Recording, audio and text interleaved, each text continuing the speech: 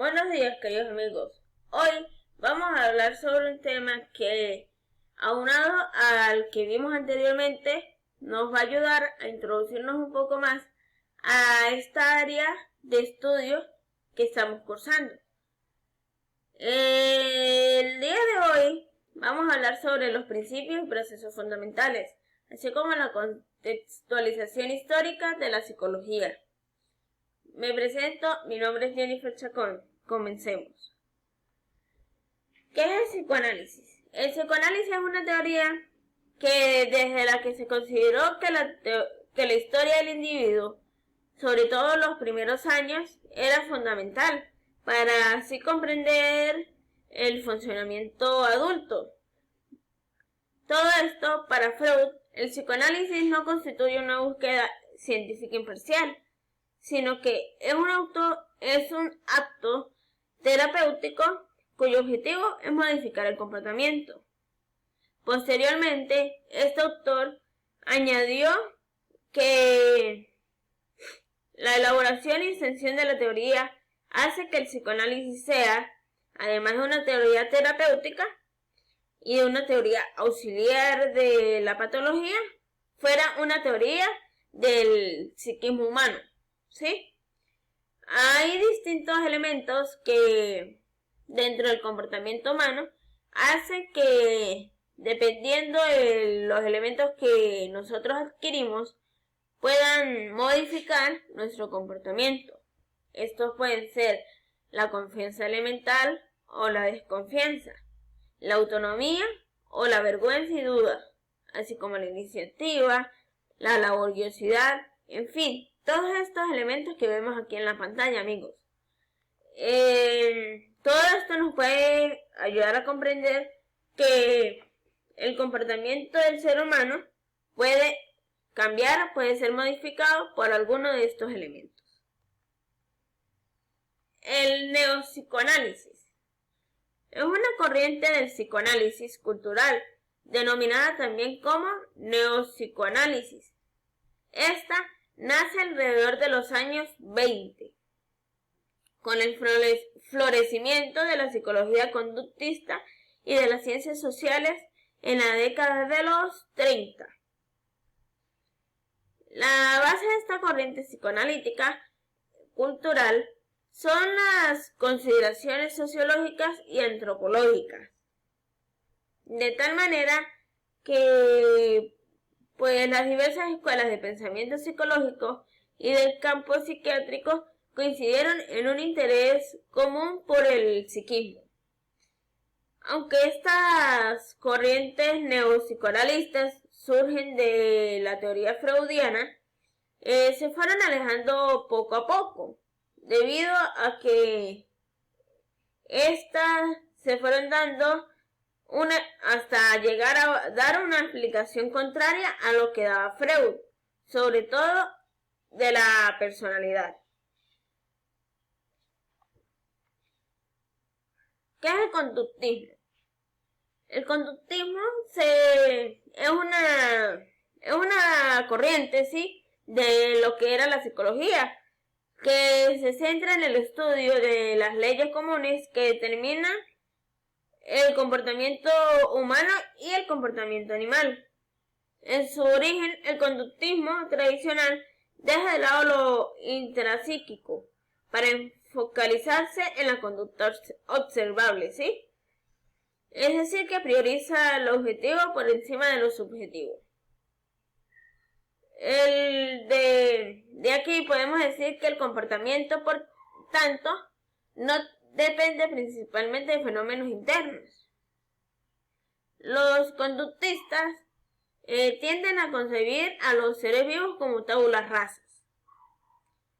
Dentro de los principales términos que la teoría del conductismo posee, podemos conseguir el estímulo, la respuesta, el condicionamiento, el refuerzo y el castigo.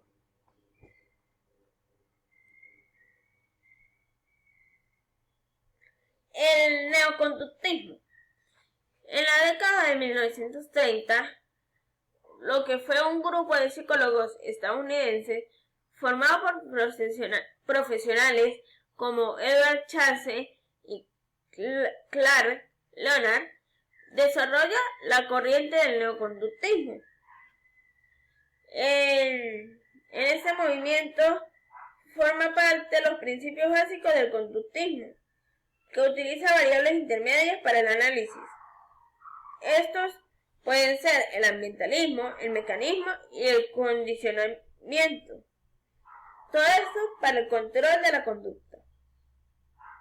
No obstante, para otros expertos en lo que era esta materia, el padre de esta corriente psicológica fue el filósofo norteamericano Burrus Frederick, debido a que llevó a cabo un importante número de aportaciones para esta corriente a través de sus obras publicadas. Este movimiento forma parte de los principios básicos del conductismo. Los neoconductistas utilizan el método experimental con pruebas de laboratorio para esto debido a que quieren llevar a concluir a una misma teoría, a un mismo concepto. Esto supone que el aprendizaje es una modificación del conocimiento. Psicología del campo. En la historia de la psicología hay pocas figuras tan importantes e influyentes como lo fue Kurt Lewin. Este investigador no solo fue uno de los impulsores de la psicología de Gestalt, sino que además es considerado como el padre de la psicología social y también de la psicología de las organizaciones. Kurt Lewin fue además el creador de la teoría del campo, quien ha servido de base para desarrollar sus investigaciones sobre las dinámicas de grupo, muy aplicables en el entorno organizacional y en el entorno empresarial también. Kurt Lewin empezó a cursar sus estudios de medicina en la Universidad de Friburgo, pero poco más tarde se trasladó a Múnich para emprender la carrera de biología. Por aquella época ya había empezado a participar en iniciativas vinculadas al socialismo, el marxismo y lo que era la lucha por los derechos de las mujeres. Y él creía que la psicología aplicada podía ser de ayuda para poder impulsar un poco más las reformas a favor de la igualdad, ¿sí? Constructivismo. El constructivismo es uno de estos conjuntos de corrientes académicas e históricamente ha tenido mucha importancia, específicamente en lo que era la psicología educativa, ¿sí?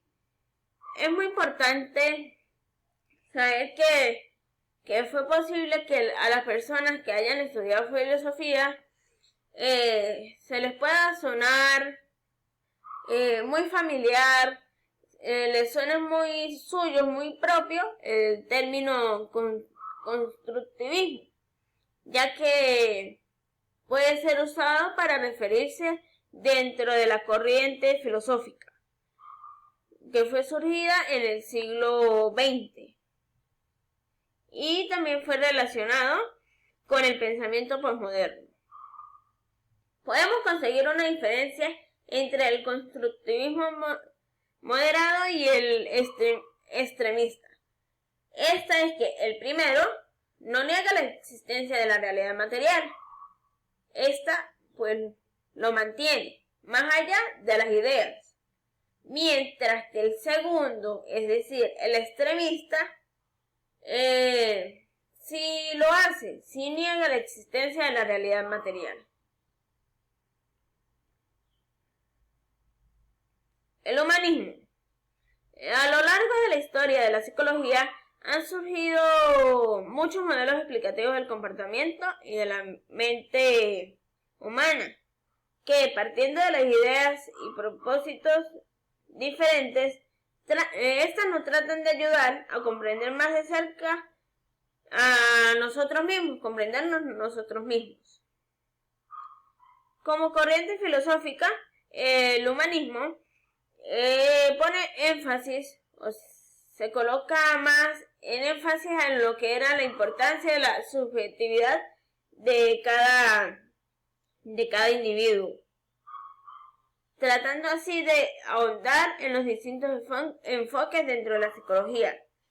La psicología humanista es, en la posmodernidad, una de las corrientes en auge. Es decir que, concretamente, esta escuela se basa en dos movimientos filosóficos, que era la fenomenología y el existencialismo. Dentro de los autores fundamentales de esta corriente podemos conseguir a lo que era Abraham Maslow, Carl Rogers, Rollo May, Karl Moustakas, Sidney y Roberto. La teoría Gestalt. Esta teoría es una corriente decisiva en la que la teoría de la psicología, en lo que era la teoría y la historia de la psicología, ¿sí? Esta surgió en Alemania a principios del siglo XX. Podemos decir que no hay una traducción perfecta en castellano para el término Gestalt, pero podemos interpretarlo como totalidad, figura, estructura, configuración o unidad organizada. Los principales autores de la Gestalt propusieron alternativas a los paradigmas psicológicos dominantes. Prosiguiendo esto, podemos decir que los autores dentro de esta teoría son Wolfgang Kohler, Max Wertheimer, Kurt Kofta y Kurt Lewin, ¿sí? De entre las características de esta teoría, podemos decir que debemos de tratar a las personas en su totalidad. Es decir, no podemos tratarla a lo que en nuestro lenguaje popular decimos a medias.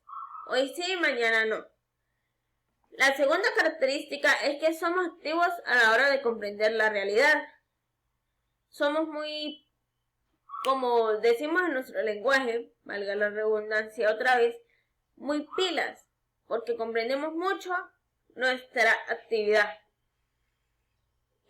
La tercera característica es que se oponían a las escuelas predominantes en su época. Y por último, su principal área de estudio era o es la percepción. El cognitivismo. El cognitivismo es una corriente de la psicología que es especializada en el estudio de la cognición. Así como la construcción del conocimiento supone varias acciones complejas, como el almacenar, el reconocer, el comprender, el organizar y utilizar toda esta información. El cognitivismo aparece como una evolución de la psicología conductista, ya que toda esta intenta explicar la conducta a partir de procesos mentales. En la teoría completa del desarrollo del cognitivismo, desarrolla que el reconocido psicólogo Jean Piaget se exponen los dos atributos que, en su opinión, representan la inteligencia. Bueno amigos, esto es todo por hoy. Espero que les haya gustado y de la misma manera les sirva de mucho para cada uno de ustedes. Toda esta información fue recopilada en todas estas referencias bibliográficas, en todas estas líneas de internet. Si ustedes desean investigar un poco más, pueden leer toda esa información en internet, en estas páginas web. Espero que les haya gustado. Muchas gracias, amigos, por su atención.